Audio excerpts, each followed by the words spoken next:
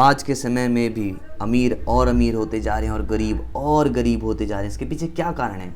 कारण है माइंडसेट का, जो आपका सोचने की विचार है, जो आपका थॉट प्रोसेस है, फ़र्क उसमें आता है। क्योंकि जो अमीर लोग होते हैं वो पैसे को काम पे लगवाते हैं, और जो गरीब व्यक्ति होता है वो पैसे के लिए काम करता है, और अमीर लोग जो है पैसे को काम पे लगाते हैं। तो वही आज मैं आपको बताने वाला हूँ कि किस तरीके से कोई ऑर्डिनरी बंदा भी 1000 रुपये का इस्तेमाल करके करोड़पति बन सकता है। इट्स वेरी, सुनने में बहुत ही अनप्रैक्टिकल बातें लगती हैं, बट मैं आपको बता रहा हूँ, अगर आपने इस पूरी वीडियो को देख लिया, आपको बिल्कुल ही माइंडसेट जो बिल्कुल क्लियर हो जाएगा कि that poor people can also become करोड़पति।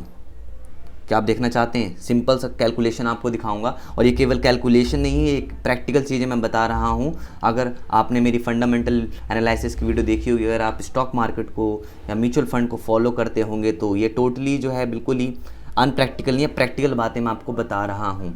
तो मैं पहले दिखाता हूँ कि अगर आप, जो गरीब बंदा होता है, जो गरीब लोग होते हैं, जैसे कि जितने भी लोग होते हैं, वो क्या करते हैं? 10,000 कमाते हैं, 2,000 रुपये बैंक में जाकर जमा करते हैं। तो अगर वो व्यक्ति बैंक में पैसा जमा करता है तो वो कितने पैसा जमा कर लेगा 30 साल में? पहले हम ये देख लेते हैं, फिर मैं आपको दिखाता हूँ जादू देखने के लिए तैयार जाओ।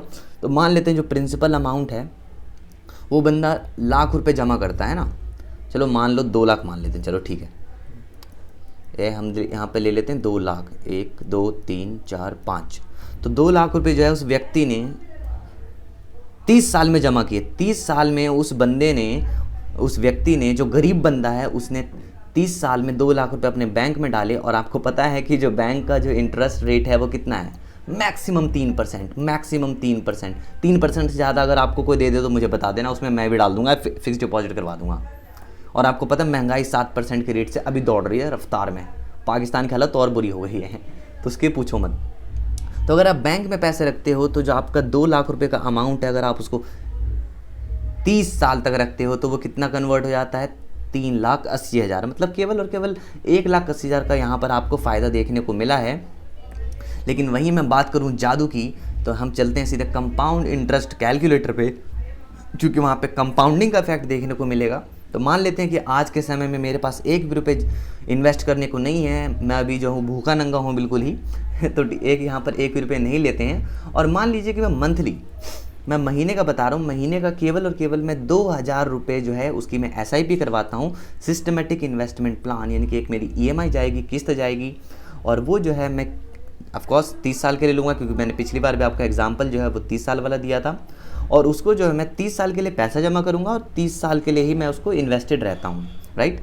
30 साल के लिए मैंने पैसे डाले और 30 साल के लिए। और मैं आपको बता दूं कि म्यूचुअल फंड में अगर आप SIP के थ्रू इन्वेस्ट कर रहे हो तो मरते मरते कितने भी नहीं आएगा तो 15% तो देके ही जाएगा, है ना। और कितना भी घटिया ले लोगे तो कम से कम 12 से 13% रेट ऑफ इंटरेस्ट आपको दे ही देगा। तो अब आप ये देखो कि 30 साल में मतलब क्या है, मतलब यहाँ पे गजब का जादू हो गया भाई। मतलब चलो कलर लेते हैं रेड इसका और साइज़ करते हैं छोटा। तो आपने 30 साल के अंदर जो है टोटल अमाउंट कितने दिए? 7 लाख। तो कहोगे भैया आपने वहाँ पे क्यों 2 लाख लिए थे? अरे आप समझो, 30 साल तक पैसे दे रहे हो यार, कमाई भी तो बढ़ेगी, तो थोड़ा तो बढ़ाओ यार। तो 7 लाख रुपए आपने जमा किए, बैंक में नहीं दे रहे आप, एक सिस्टमेटिक इन्वेस्टमेंट प्लान आप इन्वेस्ट कर रहे हो। तो 30 साल के अंदर अगर आप 2-2 हज़ार रुपये हर महीने डालते हो तो 7 लाख 20,000 रुपये जमा किए, जो कि 30 साल के बाद मैच्योर होने के बाद आपको मिलेगा 1.4 करोड़। यानी कि अगर आपकी एज अभी 20 साल है या 30 साल है तो रिटायरमेंट के पहले 60 साल के पहले आप करोड़पति बन जाओगे। और मान लीजिए कि आप किसी बड़े पद पर हैं तो जाहिर सी बात है, अगर आप लेट से, मैं एक और एग्जांपल लेता हूँ, ये तो करोड़पति बनने का था, मैं आपको ये बताना चाहता हूँ कि केवल और केवल 10 से 15% के बीच में अगर आपको रेट ऑफ इंटरेस्ट मिल जाए ना कंपाउंड वाला, तो क्या खेला हो सकता है। मैं आपको दिखाता हूँ। जैसे कि मैं जो हूँ अभी मैं 5,000 रुपये का एक SIP डालता हूँ और मैं 30 साल के लिए डालता हूँ, लेकिन मैं इसको इन्वेस्टेड रहता हूँ। लेट से मान लेता हूँ कि ये पैसे मैं खुद नहीं निकालूंगा, मेरे पोता पोती या फिर नाना नाती जो है वो लोग निकालेंगे।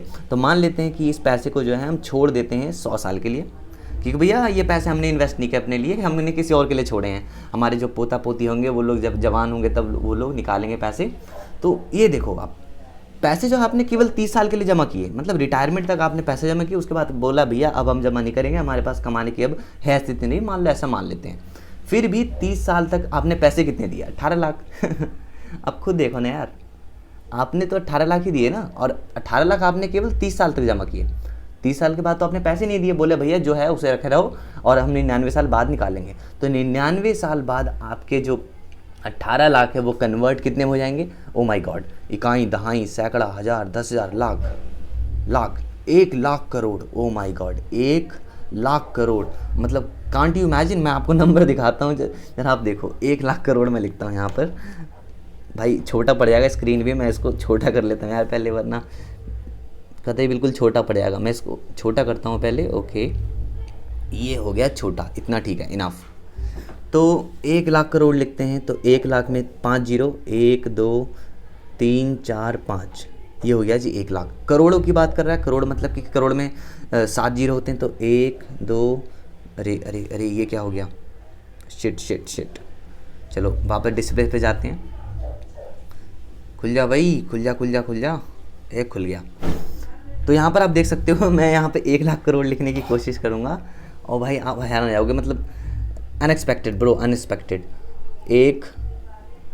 1 2 3 4 5, और उसके नीचे 7 जीरो और लगाओ, 1 2 3 4 5 6 7। ओ माय गॉड, इतने सारे पैसे आपको मिलेंगे 99 साल बाद। भाई उस समय आप जिंदा नहीं रहोगे, बट अपने पोता पोते के लिए, अपने जो फ्यूचर जनरेशन है, जो अपकमिंग जनरेशन है, उनके लिए आप कितने पैसे छोड़ के जा सकते हो मात्र 5,000 रुपये से। मैं आपको वो दिखाना चाह रहा हूँ। तो कौन कहता है कि poor people can't become rich?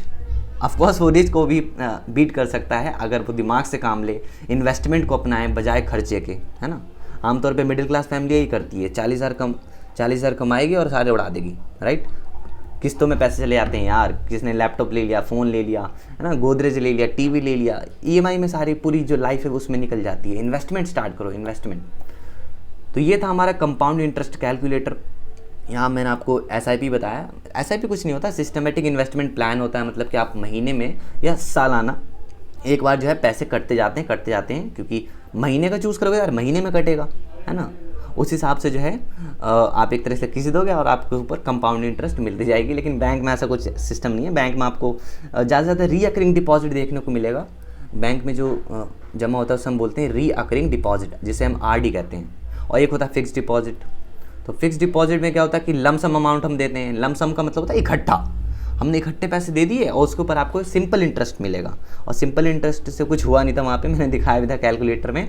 And then और जो रीअकरिंग डिपॉजिट होता है उसमें जो है हम किस्तों में जमा करते हैं, वो भी फिक्स डिपॉजिट की तरह था, बट रेट ऑफ इंटरेस्ट बहुत ही कम है, 5 से लेकर 7% के बीच में होता है। भैया इतनी तो महंगाई है, तुम तो यार हमारे पैसे को भी बीट करते जा रहे हो। कैश जो है अपना वैल्यू लूज़ करता जा रहा है। सो इसलिए इन्वेस्टमेंट बहुत ही ज़्यादा ज़रूरी हो जाता है इस पॉइंट ऑफ टाइम पे। तो आपको भी इन्वेस्टमेंट स्टार्ट करना चाहिए। अगर आप इन्वेस्टमेंट स्टार्ट करना चाहते हो तो सिंपली जो है किसी भी, भाई पहले तो आपको डीमेट अकाउंट चाहिए। तो डीमेट अकाउंट के लिए आप अपस्टॉक का खुलवा सकते हो या ग्रो ऐप का खुलवा सकते हो। दोनों ही अपने आप में बेस्ट है, बिल्कुल no maintenance charge, annual maintenance charge बिल्कुल ही ज़ीरो है, अकाउंट ओपनिंग चार्ज बिल्कुल ही ज़ीरो है। अगर आपको डीमेट अकाउंट खुलवाना है तो पहले इस बात को ध्यान रख लो कि अगर आप इन्वेस्ट कर रहे हो तो सबसे पहले फंडामेंटल एनालिसिस ज़रूर करना, otherwise you are going to, मतलब भाई कुछ नहीं हो सकता, फिर तो आप बिल्कुल ही घाटे में जाने वाले हो। तो मैं ये कहूँगा कि फंडामेंटल एनालिसिस बहुत ज़रूरी है डीमेट अकाउंट खुलवाने से पहले, क्योंकि what is the requirement of demat account. Demat account की आवश्यकता पड़ती है ट्रेड करने के लिए, मार्केटिंग करने के लिए, आपको पैसे को इन्वेस्ट करने के लिए। आप सेविंग अकाउंट और करंट अकाउंट का यूज़ करके मार्केट में पैसे नहीं लगा सकते, स्टॉक मार्केट में पैसे नहीं लगा सकते। तो मैं जो है लिंक डिस्क्रिप्शन में दे दूंगा, अगर आपको डीमेट अकाउंट खुलवाना है तो आप जाकर खुलवा सकते हैं। हमारे पास दोनों ब्रोकर्स हैं, बहुत सारे ब्रोकर्स हैं, बट आमतौर पे जो है हम रेकमेंड करते हैं ग्रो एंड अपस्टॉक, क्योंकि आपको पता है रतन टाटा सर का भी जो पैसे हैं वो आपके इसमें लगे हुए हैं अपस्टॉक में, तो एक ट्रस्ट बिल्ड हो जाता है। So that's your choice, but आपको पता होना चाहिए कि that demat account is very necessity for trading and stock purchasing, और म्यूचुअल फंड में भी आमतौर पर पड़ ही जाता है यार, देखो। ठीक है, तो मिलते हैं नेक्स्ट वीडियो में, कुछ नई इन्फॉर्मेटिव वीडियो लेकर के आऊँगा SIP और लमसम से अकॉर्डिंग। ओके, तो तब तक के लिए इन्वेस्टमेंट करते रहें।